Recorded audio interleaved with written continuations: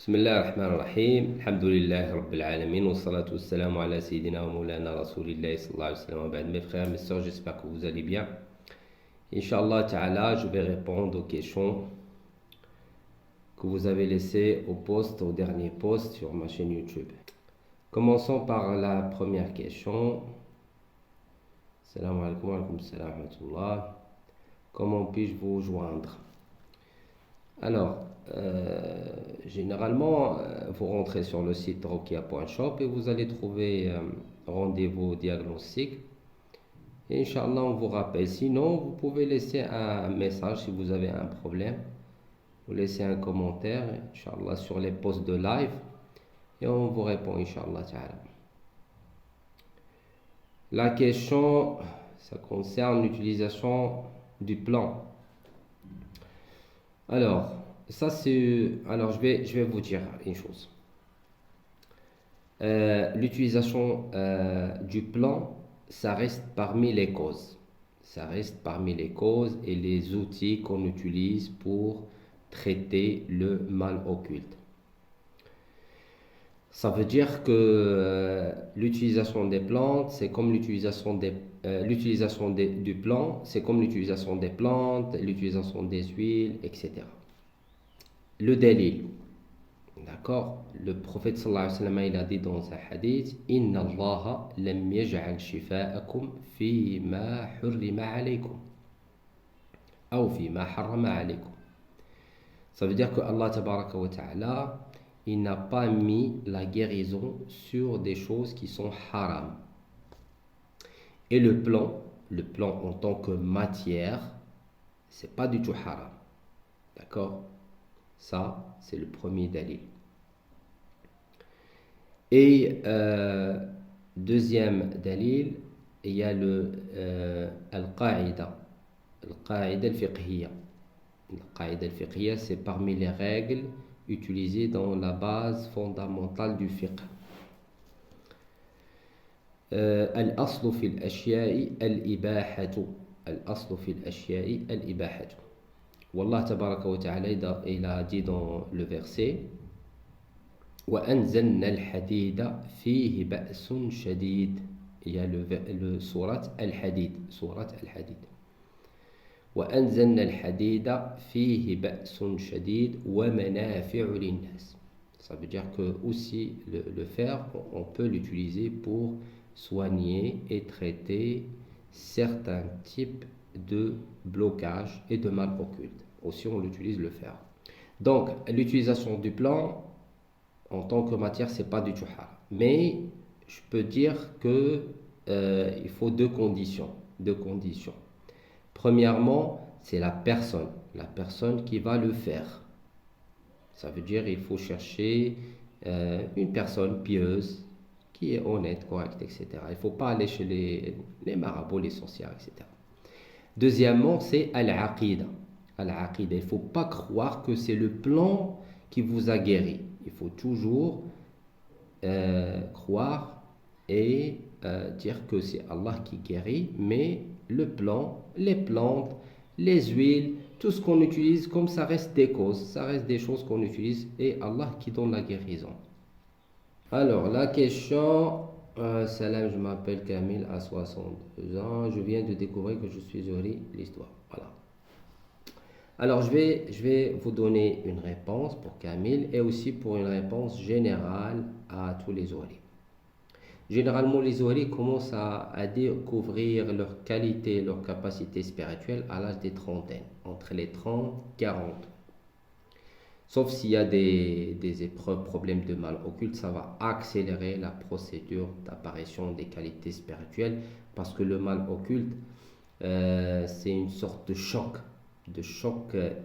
d'énergie, parce que à force de recevoir des attaques, les cauchemars, les attaques pendant la nuit, la sorcellerie, etc., ça pousse vos qualités spirituelles de sortir et apparaître. Parce qu'ils vont défendre. Si vous avez des entités, des djinns musulmans, des anges, des ancêtres, tout ce qui est hérité, etc., c'est commence à travailler pour défendre et pour combattre le mal. Donc, généralement, les Zuhri, ils sont comme une éponge. Ils absorbent les énergies des autres. Donc, dans leur cas normal, sans parler de mal occulte, ça veut dire depuis l'enfance, il capte parce qu'il attire les regards des autres, il attire le mauvais œil, la jalousie, etc. Parce qu'ils sont chanceux, il attire les regards des autres.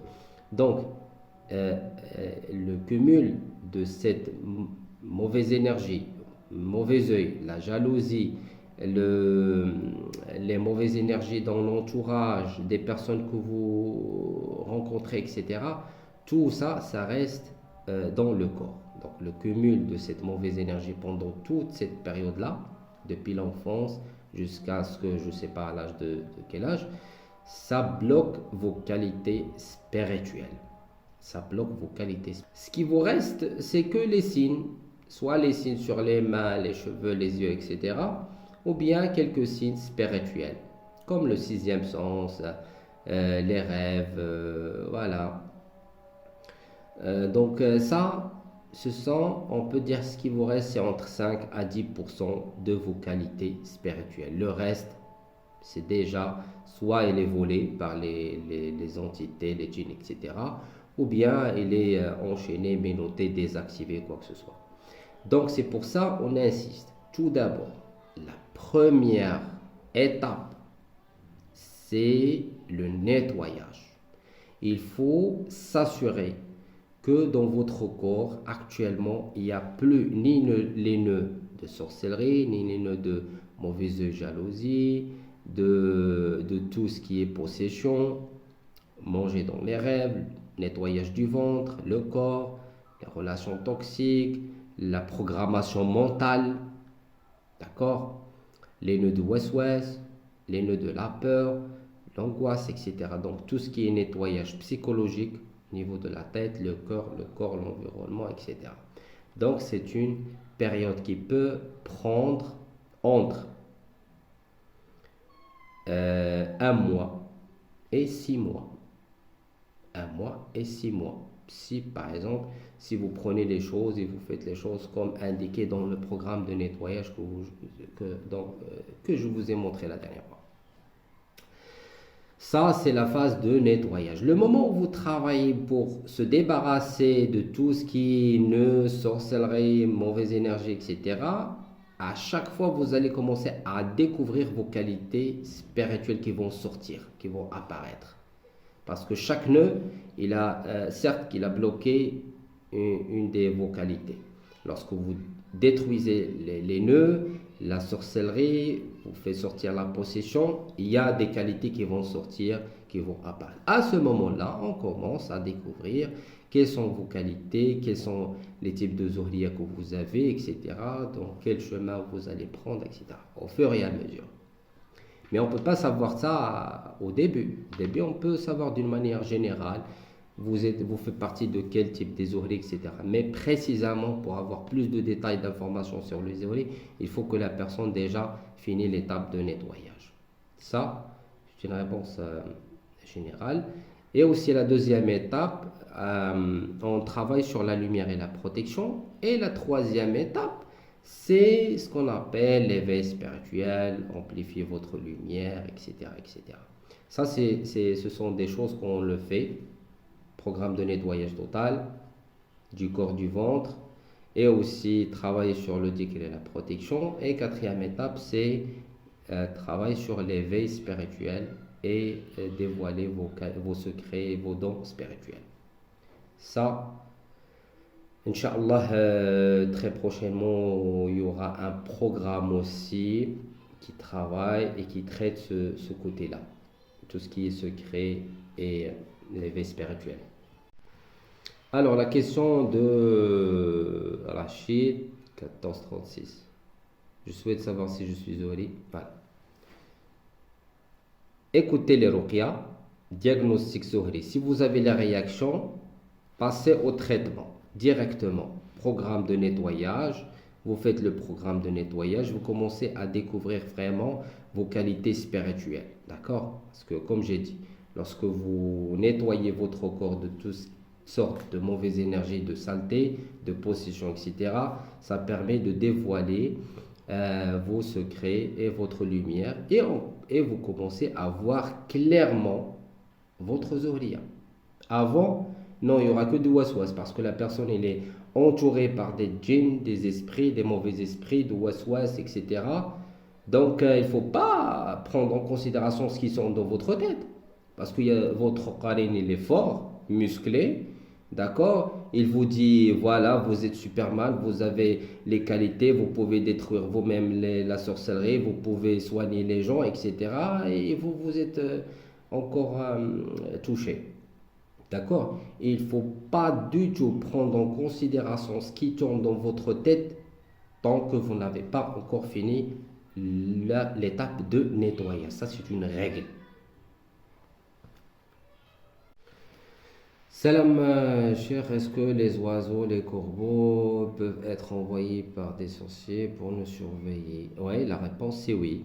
Oui, mais pas toujours. Parfois, les oiseaux aussi sont utilisés comme des bons signes. Parfois, on reçoit des bons signes. Ça dépend de votre état spirituel et votre harmonie.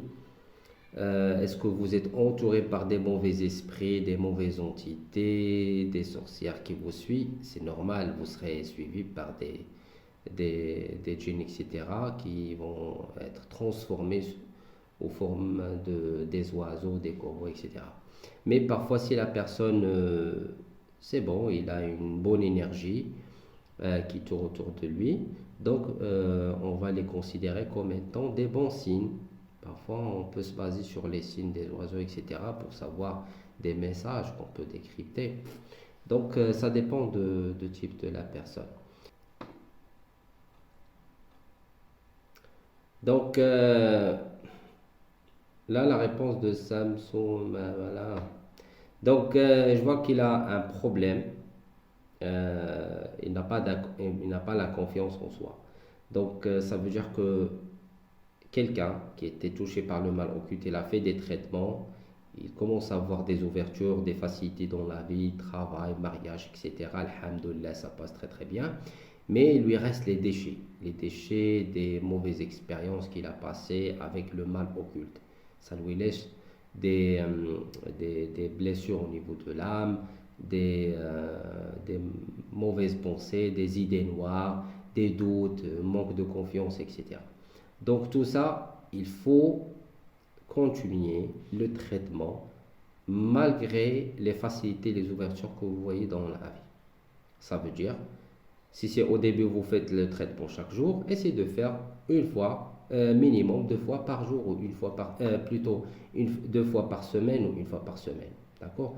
Bien sûr, avec toujours la prière à l'heure et les tickets de protection après chaque prière. D'accord? Parce que même si vous voyez des ouvertures, il faut savoir que vous êtes toujours surveillé par des djinns et ils vont profiter le moment de faiblesse pour renouveler, faire des attaques, etc. Donc, vaut mieux pour protéger cette relation et aussi protéger vos affaires, etc., de continuer, prendre votre rituel de dhikr, prière, de me soigner une fois par semaine minimum, d'accord? Pour que, Inch'Allah Ta'ala, tout se passera bien. Alors, Saïda Wandogoul, hein, voilà. Salam alaikum, j'espère que vous allez.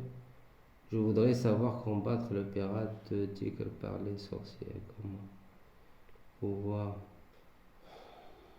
Alors, je vais vous dire une chose. Pour toute personne qui cherche à combattre les sorcières, etc., je vous dis tout d'abord, il faut combattre votre ego, combattre votre nefs, combattre les péchés.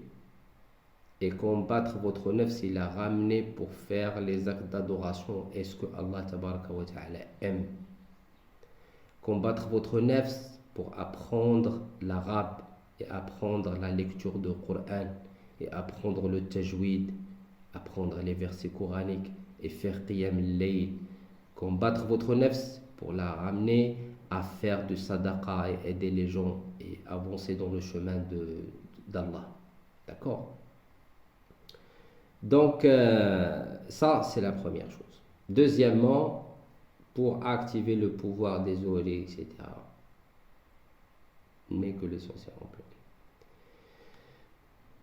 Les sorcières, ils ont profité le moment que vous étiez loin d'Allah tabaraka wa ta'ala. La solution, c'est pas de combattre les sorcières, mais c'est combattre votre nefs pour la ramener à reprendre le chemin d'Allah ta'ala. C'est ça l'objectif dans cette vie. D'accord? Donc maintenant, il faut travailler, comme je dis toujours, sur le nettoyage. Après, commencer à découvrir vos qualités, travailler sur le dhikr de protection et de lumière. Et après, lorsque vous arrivez à l'éveil spirituel, Inch'Allah, on va vous mettre le programme pour dévoiler vos secrets et amplifier votre lumière. Aïda, voilà, salam, comment puis-je les pactes familiaux. Alors, pour toutes sortes de problèmes mal occultes liés au pacte familial, etc., donc ça, on traite cas par cas. Il n'y a pas un traitement général. Mais je vous dis généralement comment on fait. Il y a des ruqyas spéciales, pour détruire les pactes, voilà, les liens avec tout ce qui est hérité. Et deuxièmement, on traite aussi sur le côté du dhikr. Il y a des dhikr, des versets spéciaux qu'on récite chaque jour, etc., après chaque prière, pour affaiblir les liens éthériques avec la famille et toutes sortes de mal qui viennent à travers de votre famille. Aussi, il y a un travail psychologique aussi pour couper les liens, etc., à travers des séances de méditation qu'on fait. Et aussi, une quatrième chose, s'il y a des pactes avec des sacrifices et tout ça, on a d'autres choses à faire pour couper et détruire ce type des pactes qui sont signés par des sacrifices. Alors, Natalia, comment savoir de quelle origine est le djinn? Alors, il faut savoir une chose, je vais vous dire.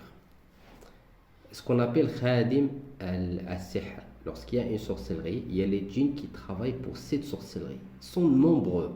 Ça veut dire, je peux vous dire, des dizaines qui vont venir aujourd'hui, tu fais des ruqyas, il y a 6 ou 7 qui vont sortir, demain il y a d'autres qui vont venir. Ils sont nombreux, tu ne peux pas compter ou bien savoir avec qui tu parles.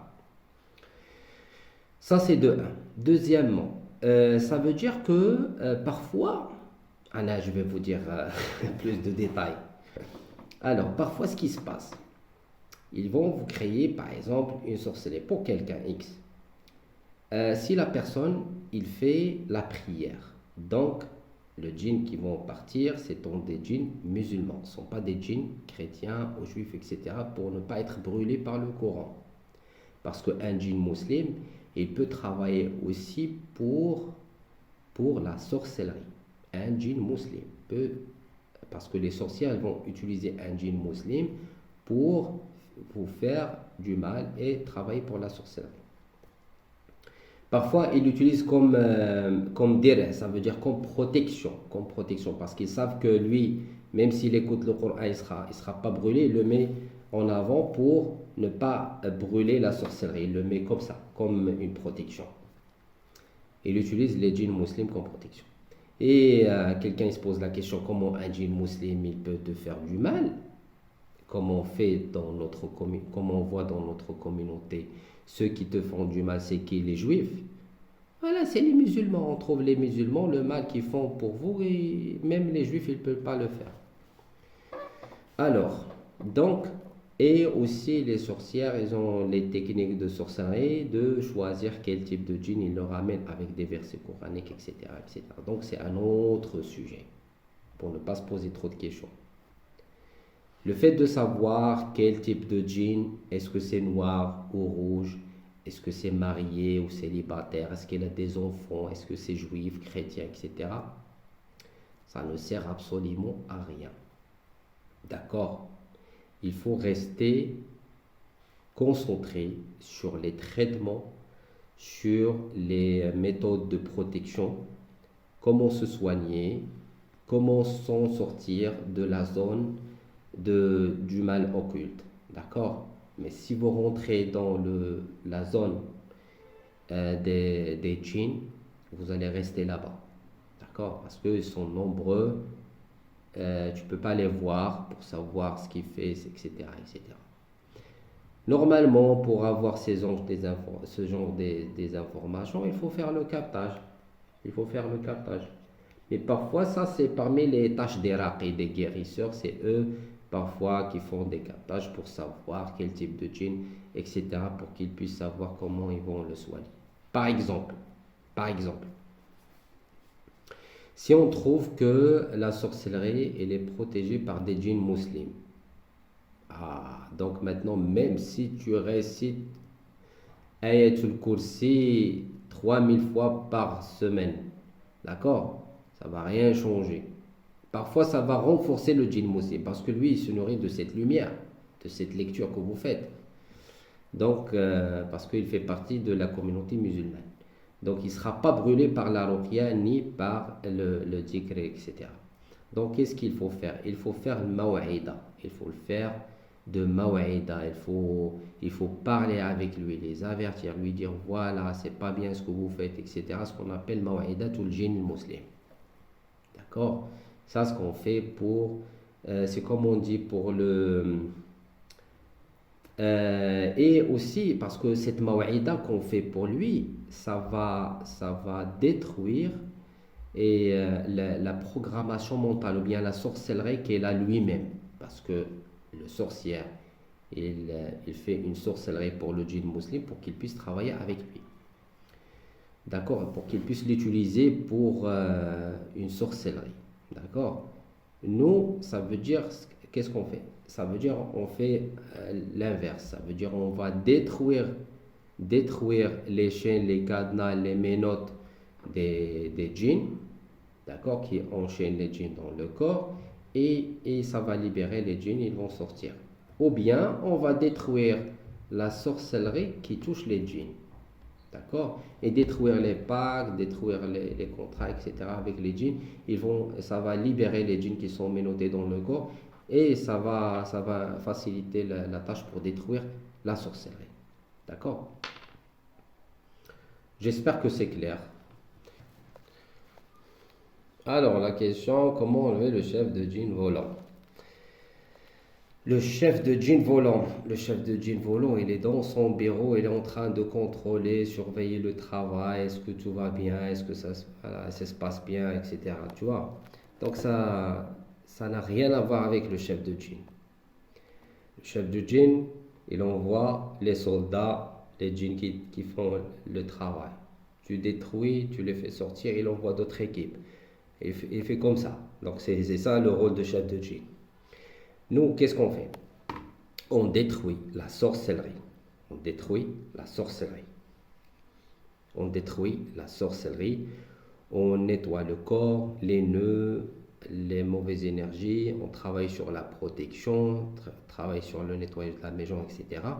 Le jour, ils vont venir aussi pour renouveler ou bien pour faire la possession ou quoi que ce soit, ils vont trouver que le corps, il n'y a pas des nœuds, il n'y a pas de sorcellerie, le corps, il est protégé. Voilà, c'est comme ça que ça se passe. Natalia, 21. Est-ce que les djinns comprennent toutes les langues? Non. Non, ça dépend de djinns. Il y a des djinns qui comprennent le français et l'arabe, il y a ceux qui comprennent, qu'ils ont 3 langues. Ça dépend de la nationalité des djinns. Voilà. Mais ils comprennent le sens de l'énergie. Ça veut dire quelqu'un qui récite et qui fait des douas, etc. Et vous voyez la lumière qui sort et qui brûle, etc. Et vous voyez l'énergie.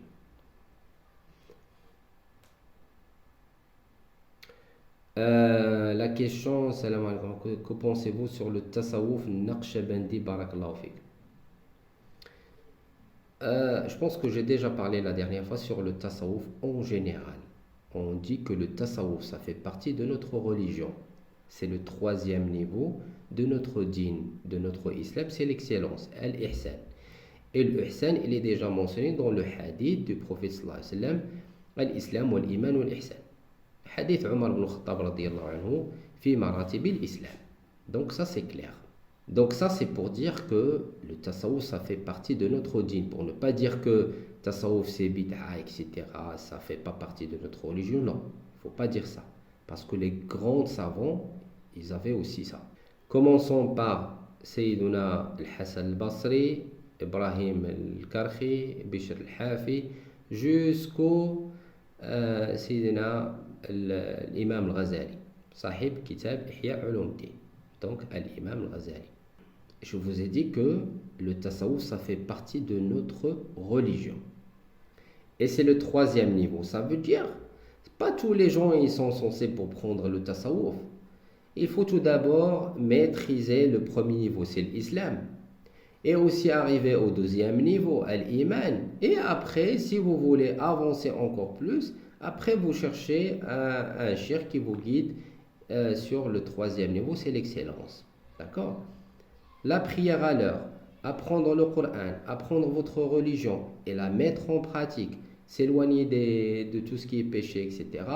Faire beaucoup de dhikr, la prière pendant la nuit, les sadaqas, silat al-rahim, le hajj, la umrah. Il y a beaucoup de choses à faire et apprendre aussi. D'accord? Et si vous voulez après, lorsque vous faites tout ça, le premier niveau, l'islam et l'iman, et vous voulez après avancer dans la religion, après, vous faites al-istikhara. Vous faites l'istikhara. Demandez à Allah tabaraka wa ta'ala pour qu'il vous guide vers quelqu'un qui vous ramène vers le chemin d'Allah. D'accord? C'est comme ça que ça se passe. Mais pour vous dire, voilà, cherchez, voilà, vous prenez ce tariqa, cette tariqa c'est mieux, ce cheikh-là c'est le cheikh de l'Waqt, c'est Wali Zaman, etc. Ceci, cela, ça, c'est une sorte de publicité que les gens ils font pour leur tariqa. D'accord? Moi je ne fais pas de la publicité, moi je vous dis la vérité. Le tasawwuf, c'est pas pour tout le monde. C'est pour des gens qui veulent vraiment atteindre le 3e niveau, l'excellence. D'accord? Il y a plusieurs conditions et plusieurs choses à faire pour que vous puissiez arriver à ça. Mais vous êtes encore touché par le mal occulte et vous dites, ah, la solution c'est de prendre tariqa, je vais chercher un cheikh, c'est lui qui va s'occuper de tout parce que lui c'est un wali, c'est ceci. Allez essayer, vous allez voir. Alors, la question de Zeyna Maqdis 313. Salam alaikum. Alors, d'après votre cas, ça signifie qu'il y a la sorcellerie qui passe sur les enfants à travers vous, à travers la maman. Donc, c'est la possession héritée. Voilà, ça se passe comme ça. Certes, ils les oublient, et leurs enfants aussi. C'est comme ça que la possession passe dans les rêves. Mais vu qu'il est éveillé, il travaille sur le nettoyage, il arrive à voir ce qui se passe. D'accord? Mais vu qu'il reçoit beaucoup des tentations de renouvellement, ça veut dire que aussi il travaille et à chaque fois il détruit le travail qu'ils font. Ça veut dire qu'il ne faut pas se baser sur le nombre des attaques. Ça se voit qu'il fait un bon travail. Parce que vu qu'à chaque fois il tente à renouveler, certes qu'à chaque fois vous-même aussi vous arrivez à détruire tout le travail qu'ils font.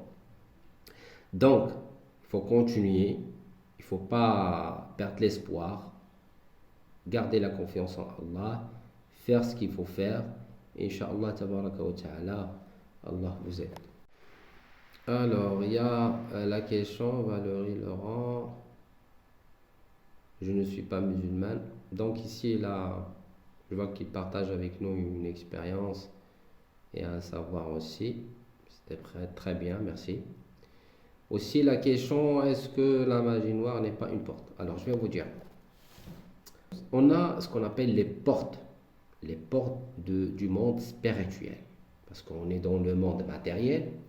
Pour se connecter, rentrer dans le monde spirituel, il y a plusieurs portes. D'accord? Parmi ces portes-là, est ce qu'on appelle les dimensions. On est dans la 3e dimension, il y a la 4e dimension. La 4e dimension, la 5e dimension, etc. Donc, si on rentre dans le monde des djinns, il y a le monde des djinns, il y a le monde aussi qui sont en bas, les shayatines, etc.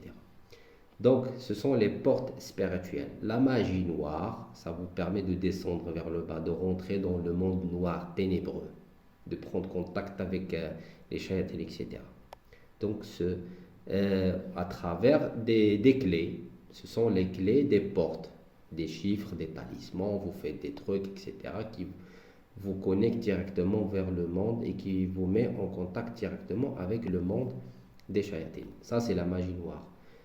La magie blanche, par exemple, entre parenthèses, ça vous mène vers le monde des djinns, des djinns neutres, d'accord, neutres.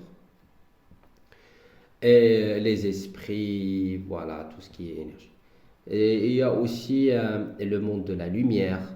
Le monde de la lumière, c'est à travers les actes d'adoration. Parce que le moment où tu fais Allahu Akbar, réellement, ça veut dire quoi? Ça veut dire que tu te déconnectes du monde matériel et tu rentres au monde spirituel. Le monde spirituel qui vous permet de connecter votre âme à la source divine, la source de la lumière d'Allah.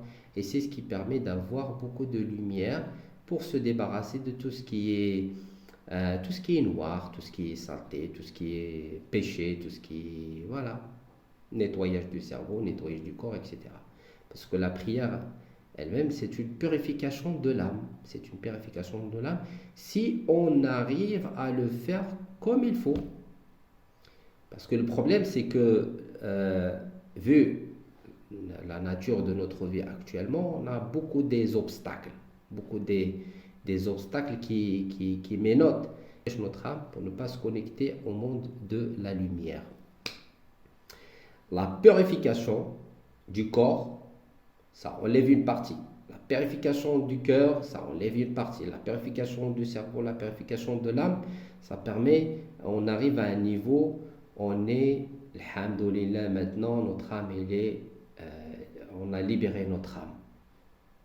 Lorsqu'on fait la prière, on se sent la présence d'Allah, la lumière d'Allah, on est connecté, on arrive à avoir la science d'Allah, beaucoup de choses.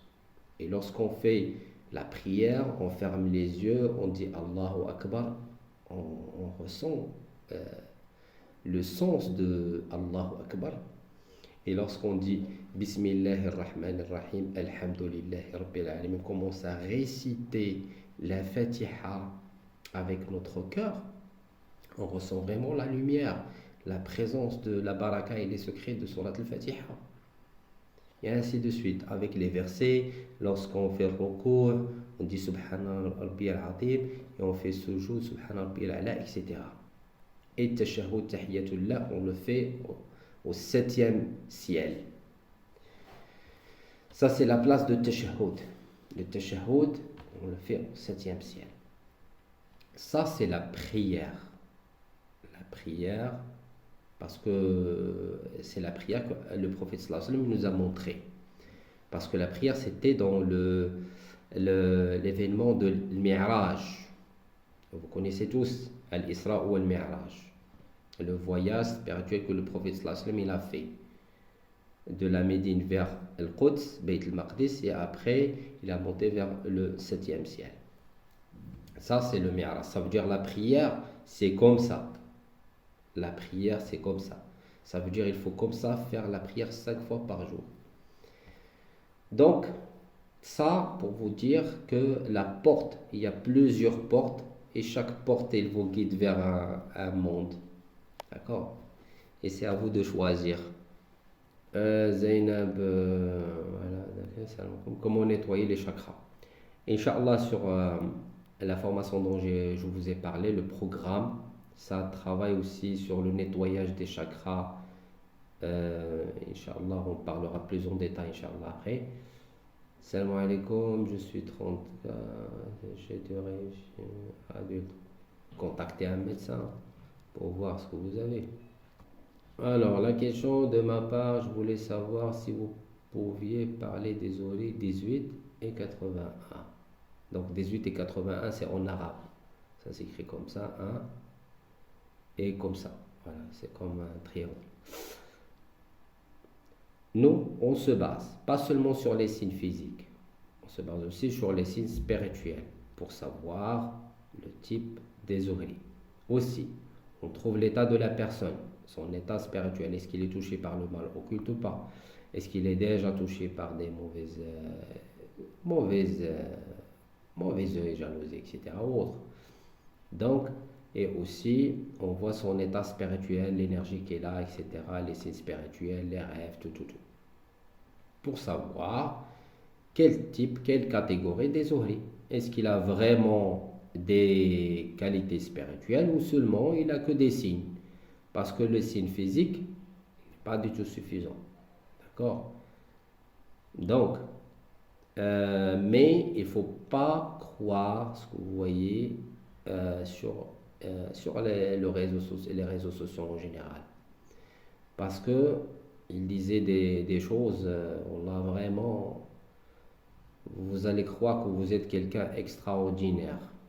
D'accord? Tout le monde il commence à chercher sur ses mains. Est-ce qu'il a 111? Voilà, il est sultané, il a le pouvoir, il est entouré par des rois des djinns, il peut demander, etc. Ça, c'est ton qarin, c'est pas le roi des djinns. Ça, c'est ton qarin. C'est ton qarin qui est en train de jouer avec toi, avec le waswas, etc. Il te fait des waswas, il te crée des images, des rêves, il te fait bouger des choses voilà, chez toi, il te dit voilà, tu es Suleiman. Il ne faut pas croire à ce qui se passe. Et c'est ce qui permet aux djinns de venir vous posséder, vous manipuler, parce que c'est vous que vous croyez à des choses qui ne sont pas réelles. Il faut se baser sur la science, sur des choses concrètes. D'accord? La question avant, salam alaikum, j'espère, comment guérir la sorcellerie enterrée? Tout simplement. Vous allez écouter des ruqyas, faire le massage avec le mélange des huiles. Je parle de le programme que j'ai mis. Le mélange des huiles, d'accord, sur la nuit avant de dormir, les pieds, d'accord, les genoux, les pieds, etc. Vous mettez le massage avant de dormir. Ou bien avec le muscle noir. Sinon, vous allez prendre une bassine et vous allez prendre le mélange des plantes. Vous allez le bouillir, mettre l'eau sur la bassine, rajouter du sel ou bien du gros sel et vous laissez les pieds dedans pendant une demi-heure, le temps d'écouter une ruqya. D'accord? Et avant de dormir, vous massez les genoux, les pieds, etc., les parties douloureuses du corps avec le mélange des huiles et le musc noir. Ça, vous le faites pendant 7 jours. Ça détruit la sorcellerie enterrée. Donc, je répète, prenez une bassine, vous mettez le mélange des plantes que j'ai sur le programme, bouillir avec l'eau et le mettre dans la bassine, rajoutez du gros sel, mettez les pieds, voilà, dedans, vous laissez pendant une demi-heure le temps d'écouter une ruqya. Avant de dormir, vous allez masser les parties douloureuses du corps, les genoux, les pieds, etc. avec le mélange des huiles et le musc noir. Faire les protections et dormir. Faire ça pendant 7 jours. Alors, moi, pour espoir. Alors, je vous dis que votre cas, ça fait partie des cas qui sont compliqués. Donc, on ne le traite pas à distance, là. Ça nécessite un traitement et un suivi en présentiel et pas à distance. Oui. Alors, la question de Menelia. Salam alaikum. Je suis française convertie. Alors, je vais vous dire, Menelia, ça se voit que votre cas est lourd. Si vous pouvez prendre un rendez-vous, Inch'Allah, on vous rappelle et on vous donne la réponse, Inch'Allah. Alors, salam alaikum, comment faire pour se séparer des insectes? Ben, Allahu a'lam. Salam alaikum, une personne peut-elle guérir du sihr héréditaire et ses parents sont touchés? Alors, je vais vous dire, les problèmes de famille, il faut que toute la famille se soigne à la fois. Si vous n'arrivez pas à faire ça, il faut couper les liens avec la famille pendant la période de traitement. Ça veut dire sortir de la maison, chercher, voyager, ou peu importe. Il faut trouver une solution. Pour couper le contact, minimiser, couper complètement, mais si vous n'arrivez pas à minimiser le contact direct avec la famille qui sont touchés, etc., et travailler sur la période de traitement, la protection, tout ça, se débarrasser du mal. Videz votre tête, coupez les liens éthériques, avec votre famille, etc. Parce que si c'est la famille est la source qui renforce le mal en vous. Donc c'est comme ça que ça se passe. Travailler sur ce côté-là, nettoyage. Après, vous pouvez de temps en temps rejoindre la famille, le voir, etc. Mais avec plus de précautions, faire les protections nécessaires, etc. Voilà, c'est comme ça. Mais bien sûr, tout ça, ça nécessite un suivi avec la personne pour voir ça se passe comment. Je vous donne une réponse, Zama, une solution générale. Alors, question Denis, question salam alaikum, quelles sont les caractéristiques des OLED 111, 81, M, très continu, voilà. Est-ce que c'est possible de cumuler plusieurs de ces caractères? C'est que oui, c'est possible. Mais comment vous allez savoir que vous avez tous ces caractéristiques-là? Comme je dis, si vous trouvez que vous êtes euh, complètement coincé et focalisé sur le sujet des ouvriers, à chaque fois vous cherchez sur YouTube, voilà, sur les vidéos, voir les caractéristiques, c'est ça, comparer, voir ce qui se passe, etc. Soyez sûr et certain que vous êtes manipulé, soit par votre qarin ou bien par des djinns. Ça, c'est sûr et certain. Parce que derrière, il y a des entités qui veulent exploiter de votre énergie. Il faut prendre le chemin. Si vous êtes dans l'état, si vous n'êtes pas touché par le mal occulte, il faut travailler sur, oublier les ouvriers, les qualités, tout ça. Il ne faut pas chercher sur Internet. Parce que la vérité, soyez sûr et certain, vous ne l'avez pas trouvée sur Internet. D'accord? Vous ne l'avez pas trouvée sur TikTok, sur YouTube, ou sur, vous voyez, donc c'est pas... Chacun, il a son chemin. Comme j'ai dit toujours, travaillez sur l'apprentissage, apprendre votre religion, travailler sur la foi, nettoyage du cœur, s'éloigner des péchés, apprendre votre religion, la mettre en pratique, et vous allez avoir la lumière et la baraka, et Allah tabaraka wa ta'ala qui va vous guider. Alors, la question de Kayo 59, salam, j'aurais une réponse, famille Zohri, oui, c'est vrai. Donc, généralement, les ouvriers, parfois la grande majorité, ils n'ont pas des caractéristiques physiques, ils sont vraiment des ouvriers. Ah, merci Isabelle pour votre réponse. Voilà. Alors, bébé, tata, salam alaikum. J'ai rêvé 2 fois que ma femme ramenait des serpents dans la maison. Donc, ce rêve-là signifie que il faut voir, ça veut dire que votre femme, il faut qu'il se débarrasse de ce qui ramène avec elle chez vous. Ça veut dire, certes, il travaille dans un endroit où il y a beaucoup de mal, qu'il absorbe et qu'il ramène chez vous à la maison. Il faut qu'il fasse un nettoyage. Sinon, vous aussi, il faut faire un nettoyage pour vous et pour votre femme et la maison et les enfants. Donc, il faut faire un nettoyage. Voilà. Alors, alors la question, c'est rêver le Zohri en toi, une seule, avec la pratique sans guide. Comment puis-je connecter? Alors, je vais vous donner une réponse. Ça, c'est une très bonne question. Une très bonne question. Toutes sortes de pratiques et de méditation pour se connecter au monde spirituel sans avoir un guide, ça fait un danger pour vous. D'accord? Parce que le guide spirituel ou bien le shir spirituel, c'est celui qui vous protège pendant le cheminement. Et malgré ça, bien sûr, le shir, il faut que vous utilisez des pratiques islamiques. Avec le dhikr, la méditation, et aussi avoir les règles, etc. Et à chaque fois, le moment où vous aurez des visions et des signes et des rêves, etc., vous revenez vers lui, il vous dit voilà, ça c'est le bon chemin, faites attention à ça, ça c'est Dieu. D'accord? Moi je vous dis ça, basons sur des expériences concrètes. Il y a des gens qui font des dhikr, etc. Et pendant le cheminement spirituel, ils ont rencontré des djinns. Il leur dit voilà, vous êtes Imam Mahdi, vous faites partie de l'Imam Mahdi, vous êtes le soldat de l'Imam Mahdi, vous êtes parmi les 313, vous avez tel ou tel pouvoir, vous avez ça, vous avez ça, vous avez ça. Et bien sûr, ça c'est le début.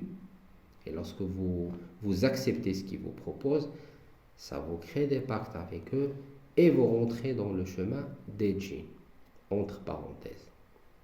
Donc c'est d'où l'importance d'un guide qui connaît bien le chemin d'Allah, de la lumière, qui vous dit voilà, ça fait partie du chemin, ça, faites attention à ça, il ne faut pas accepter ça, etc., etc. Jusqu'à ce que vous arrivez. Et après, il vous dit voilà, tiens, maintenant, alhamdoulilah, vous êtes arrivé au droit chemin, vous pouvez continuer comme ça. Et Inch'Allah, il n'y aura pas de problème. Comme j'ai dit, toutes sortes, dans les grégores ou les séances de méditation qui sont diffusées sur YouTube, qui vous permet de se connecter à l'ange Gabriel ou bien à l'ange Métatron ou autre. Donc, je vous ai déjà parlé de ça. L'ange Gabriel. Ça, c'est un autre monde pour ne pas parler sur ça. Mais je vous dis, ça, c'est une sorte de connexion avec soit les esprits ou bien les djinns. Si ce n'est pas les shayatin. D'accord? Parce qu'on appelle, il y a une sorte des esprits, ce qu'on appelle al-mutanawwirin. Mutanawwir, ça veut dire ce sont des esprits qui font partie du réseau ténébreux, noir, mais ils ont pris une lumière. Lorsqu'ils viennent vers vous, ils venaient sous forme des personnes qui portaient quelque chose qui blanche, qui ont de la lumière. Mais cette la lumière, ce n'est pas leur lumière à eux d'origine, parce que eux, ils travaillent pour le réseau ténébreux, du noir, des shayatines, etc., des mauvais esprits. D'accord? Mais il prend l'énergie des gens, surtout les musulmans, qui font la prière, etc., de Dika. Ça n'arrive pas à vous joindre. Inch'Allah, très prochainement, je vais reprendre la consultation à distance. Inch'Allah ta'ala. Inch'Allah.